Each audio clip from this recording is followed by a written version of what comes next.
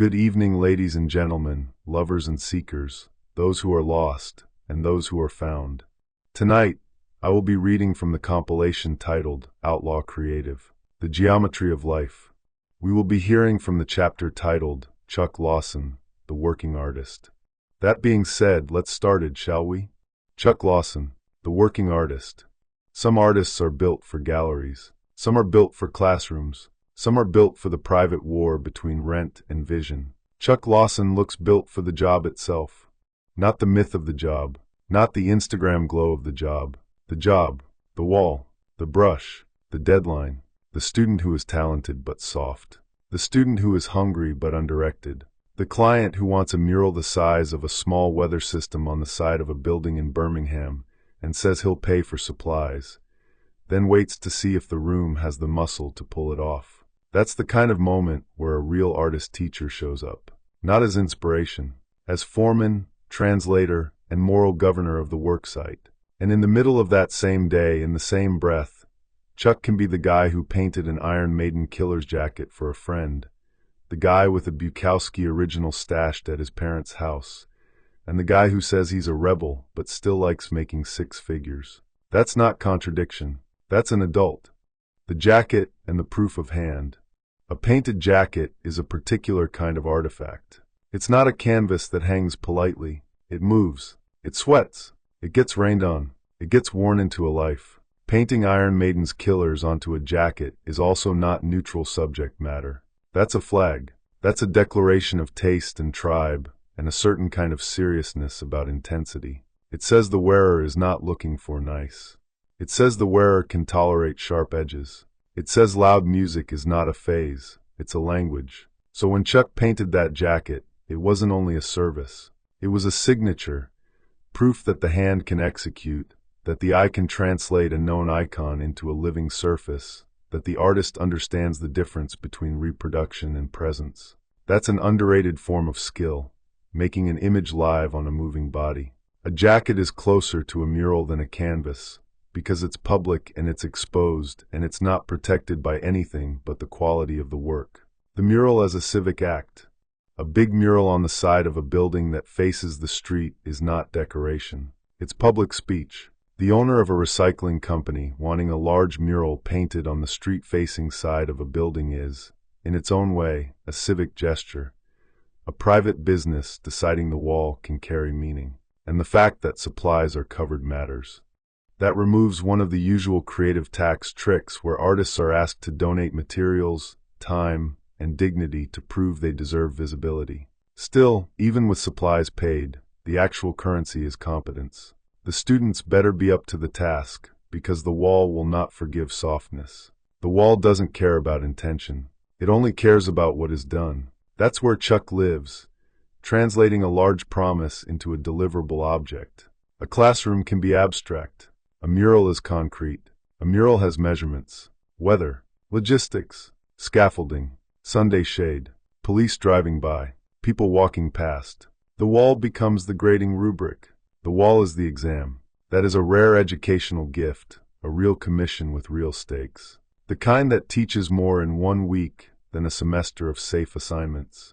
The butcher's work in a painter's world. Chuck's role in that situation is not only artistic. It's editorial. It's selection. It's division. There's a phrase that came up elsewhere. The butcher woman. The one who divides the rat from the fresh. The one who keeps the bone from becoming somebody else's bone to chew.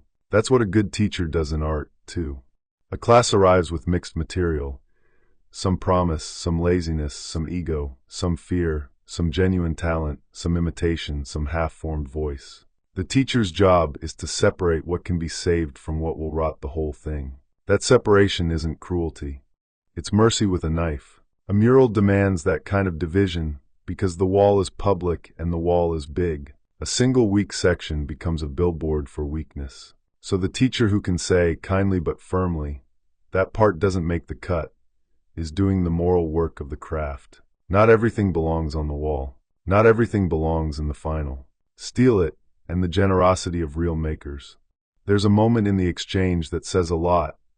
A friend wants to steal the concept, and Chuck's response is basically, steal it when it's finished, a photo will be sent. That's the generosity of someone who knows the difference between an idea and the execution. People who are insecure guard everything like it's their last match. People who actually work understand that ideas are common and labor is rare. A concept can be borrowed.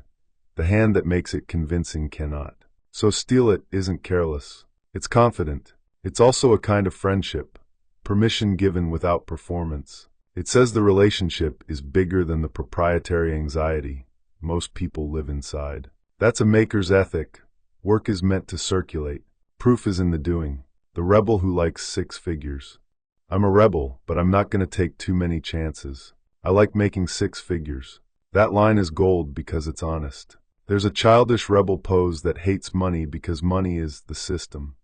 And there's the adult rebel who understands that freedom requires fuel. Risk is not always noble. Risk is sometimes just gambling with rent. So the line reads like a man who learned how to stay alive while keeping his inner posture intact. Not selling out, staying solvent. Not declaring purity, making sure the lights stay on. That's a kind of wisdom students need, too. Art is not only emotion, and it's not only expression. It's also schedule, reputation, output, relationships, and doing what was promised when it was promised. A rebel who can say that out loud is a useful guide. It punctures romantic nonsense without killing the art. The Bukowski original and the secret archive. A Bukowski original sitting at a parent's house is another detail that says real. Not because of the name, but because it implies collecting, history, and a long memory. It also implies something else, a private archive. The quiet storage of artifacts that matter, away from the daily churn. That's a familiar pattern. The serious things are often kept off-site, not for secrecy's sake, but because some objects need distance from the everyday scramble. A parent's house becomes a vault. The past is stored in safer air. So the promise to send a photo when possible isn't avoidance.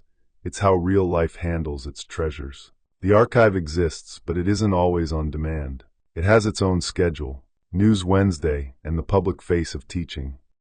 Being on the news for a student art exhibition he put on is another kind of mural. Public validation of public labor. A student exhibition is not only a show. It's a civic event for young artists. Proof that their work can be seen outside the classroom, that the effort mattered, that somebody took their output seriously enough to frame it, light it, and invite the world. When a teacher sets that up, the teacher is doing more than instruction. The teacher is building a bridge between the private world of practice and the public world where practice is tested. That's a big deal. Many people can teach technique. Fewer can build platforms. Fewer still can do both while continuing to produce work themselves. That's the strong pattern here, a working artist teaching work. The friendship thread and the shared record.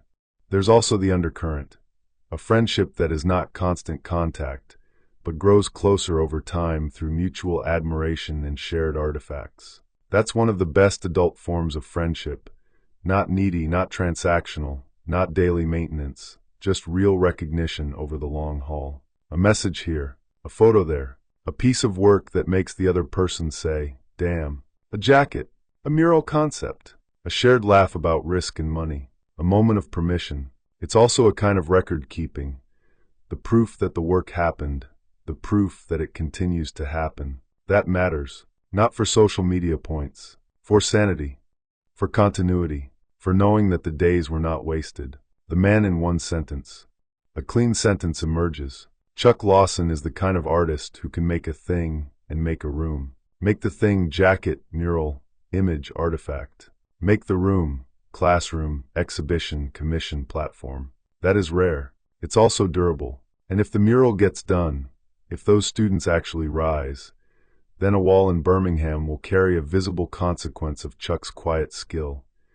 Turning young hands into competent hands, and turning a big blank surface into a public statement that doesn't apologize for existing. That's not glamour. That's craft. That's leadership. That's a working artist's life.